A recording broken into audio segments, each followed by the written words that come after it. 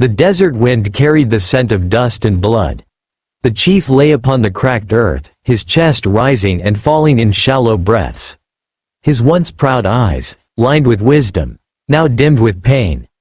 Beside him knelt his daughter, an Apache woman whose tears traced lines down her face as she clutched his weathered hand. And on the other side, a cowboy, battered, bruised, yet steadfast, pressed his palms against the old man's wounds, desperately trying to stop the bleeding. In that moment, all the history between their people, the suspicion, the war, the walls of hate, seemed to vanish. What remained was only the truth. A father taking his last breaths, a daughter holding on to love, and a man who refused to let another die alone. The cowboy had never expected to be here. Days before, he had been just another drifter passing through the desert town, a man with no ties and no reason to fight. But fate has a way of pulling strangers into battles they never chose. He had stood between the chief and a bullet, though not quickly enough to prevent the old warrior's fall. And now, as the chief's breaths grew weaker, the cowboy felt his own heart pounding as if it too were fighting against time. The chief's hand trembled as he lifted it, motioning for the cowboy and his daughter to lean closer. His voice cracked, broken yet heavy with meaning.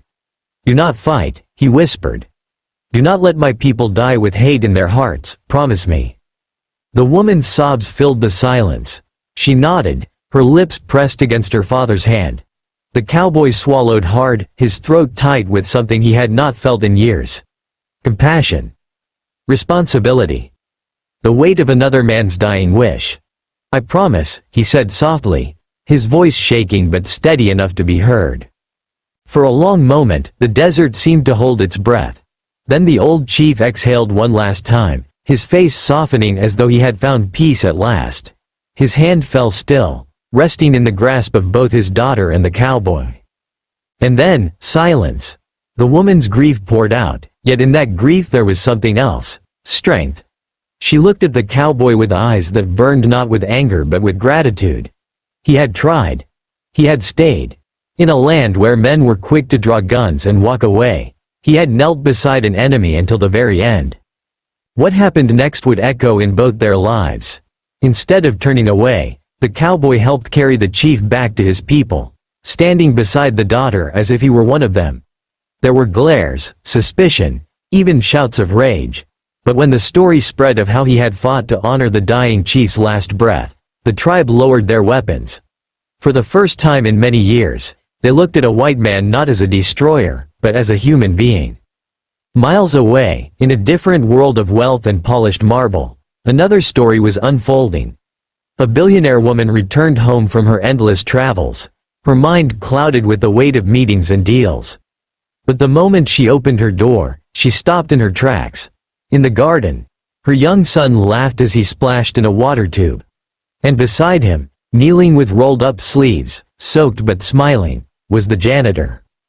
For a heartbeat, she almost called out, almost stopped the scene. But something about her son's laughter silenced her. It was pure, real, the kind of joy money could never buy. And the janitor? He wasn't just cleaning floors. He was giving her child something she herself had forgotten to give: time, attention, kindness. Her throat tightened. All her riches, all her power, yet in that moment she realized what truly mattered: humanity. The small, selfless acts that connect us all. Whether in the deserts of the West, where a cowboy held the hand of a dying chief, or in her own backyard, where a janitor chose compassion over duty. She didn't interrupt. She simply watched, her heart softening with a truth she had nearly forgotten. Kindness is the only legacy worth leaving behind. And so the stories of strangers, worlds apart, wove into the same lesson. In life, we are not remembered for the walls we build, or the battles we win, but for the hands we hold and the promises we keep. The cowboy, the Apache woman, the chief, the billionaire, the janitor, the child. They were all threads of the same fabric. And in their quiet acts of love, they reminded us all that no matter where we come from, no matter what divides us, we are bound by something greater. And that is the story of the dying chief's last wish, the promise of peace, the hand of compassion, and the unshakable truth that kindness can change the world. The desert stretched endless under a pale sky, and the air was heavy with silence broken only by shallow breaths. A proud Apache chief lay on the hard ground, his life slipping away like water through trembling hands. Beside him knelt his daughter, tears streaking her face as she clung to him with desperate love. On the other side, a cowboy, dust-covered, worn, and bleeding from his own wounds, pressed his palms against the chief's chest, trying to slow the fading of a heartbeat he could not stop. It wasn't supposed to happen like this. The cowboy had come through the town as nothing more than a drifter, a man who carried his past like a burden and trusted no one.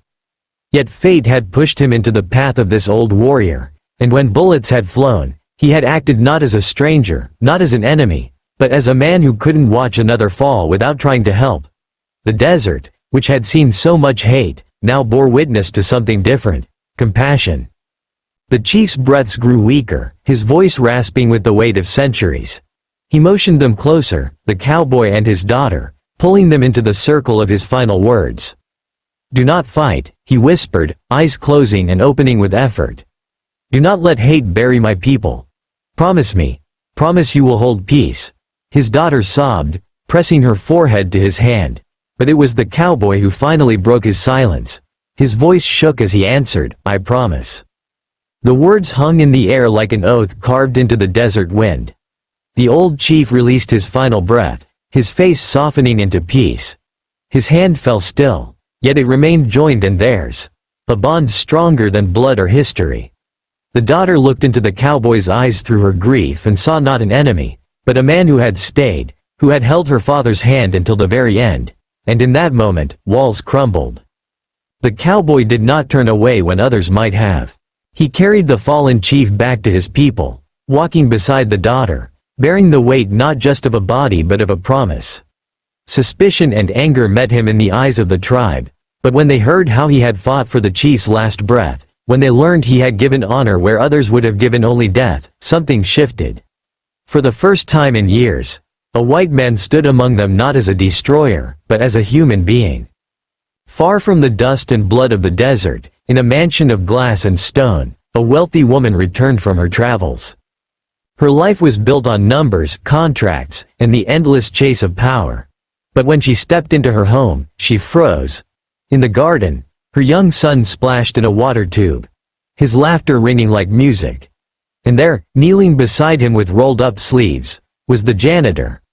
Not a servant now, but a friend, soaking himself in the water, smiling as if the child were his own. The woman's breath caught in her throat. All her riches, all her achievements, and yet what she saw before her was something money could never buy: joy, love, the simple kindness of giving a child time. She didn't scold, didn't speak. She only watched, her heart stirred by the truth she had forgotten. Humanity matters more than wealth, more than titles, more than pride. Two worlds apart, the cowboy in the desert, the janitor in the garden. Yet their stories carried the same truth. What endures is not power, not wealth, not the battles we win, but the compassion we give and the promises we keep. A dying chief's last wish, a cowboy's vow, a janitor's laughter with a child. They were all threads of the same cloth. And in that cloth was the simple, eternal lesson: kindness changes everything.